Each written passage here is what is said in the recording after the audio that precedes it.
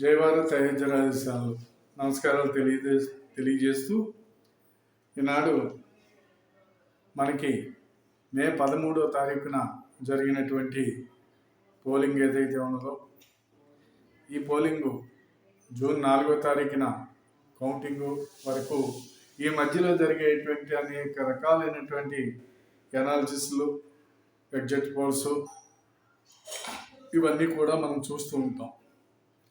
అందులో భాగంగానే నేను కూడా నాకున్న సమాచారం మేరకు నాకున్న పరిజ్ఞానం మేరకు నేను ఏ రాష్ట్రంలో ఏ పార్టీకి ఎన్ని సీట్లు వస్తాయి అనే దాని గురించి మీ ముందుంచడానికి నేను రావటం జరిగింది.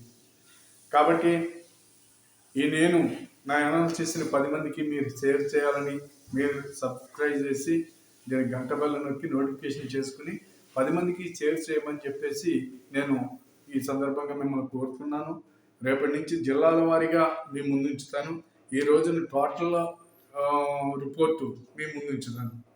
ఈనాడు మన రాష్ట్రంలో ఉన్నటువంటి 25 పార్లమెంటు స్థానాల్లో Telugu Desam party 13, Janasena party 2, Bharatiya Janata party 4 MP సీట్లు, ఈ 19 సీట్లు గెలవబోతున్నది. ఇందులో వైఎస్ఆర్ పార్టీకి 5 సీట్లు వస్తున్నాయి. ఇకపోతే కడప నుండి వైఎస్ షర్మిల గెలవబోతున్నారు. ఇది మనకున్నటువంటి 25 పార్లమెంటు స్థానాలకు సంబంధించినటువంటి రిపోర్టు.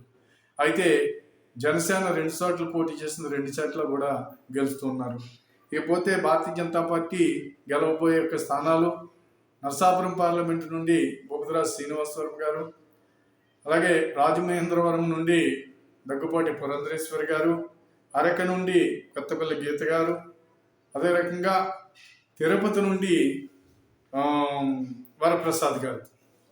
ఈ 4 సీట్లు గెలుస్తున్నాయి.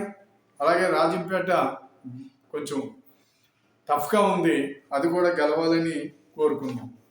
ఇకపోతే మిత్రులారా, ఈ రాష్ట్రంలో ఉన్నటువంటి ఇక 175 అసెంబ్లీ స్థానాలు ఏవైతే ఉన్నాయో వాటిని పరిశీలిద్దాం. 175 స్థానాలకు గాను 105 స్థానాలు తెలుగుదేశం పార్టీ గెలవబోతుంది. అదే రకంగా జనసేన పార్టీ 16 చోట్ల గెలవబోతున్నది. భారతీయ జనతా పార్టీ 5 చోట్ల గెలవబోతున్నది. ఇక ఇతరులు 2 చోట్ల గెలవబోతున్నారు. ఇది ఇక్కడ ఉన్నటువంటి 150 గెలవబోతున్నారు. వైసీపీ పార్టీ 47 స్థానాల్లో గెలవబోతున్నది. ఇది నాకున్నటువంటి రిపోర్టు సమాచారం కూడా. ఈ రిపోర్టు ప్రకారంగా 1-2 అటు ఇటు ఉంటాయే తప్ప మీకు అంతకన్నా తేడా అయితే కనిపిస్తుందని నేను అనుకుంటున్నాను. తప్పనిసరిగా ఈ వీడియోని తర్వాత కూడా మీరు ప్లే చేసుకుని ఎన్నికల అనంతరం సార్ పరిశీలించుకుంటే నా అనాలిసిస్ దాని మీద మీ అభిప్రాయాలను కూడా తెలియచేయచ్చు. కాకపోతే ఈనాడు ఏదైతే ఏదైతే మామూలుగా ప్రజలు కోరుకున్న వ్యతిరేకత ఏదైతే ఉన్నదో దాని ప్రకారంగా ప్రభుత్వం అయితే మంచి మెజారిటీతోటి 4-3 మెజారిటీతోటి 4-3 సీట్లతోటి ఎన్డీఏ కూటమి ప్రభుత్వాన్ని ఏర్పాటు చేయబోతున్నది. ఇది మిత్రులారా నాకు ఉన్నటువంటి సమాచారం. ఈ సమాచారాన్ని మీరు 10 మందికి షేర్ చేస్తారని చెప్పేసి కోరుకుంటున్నాను.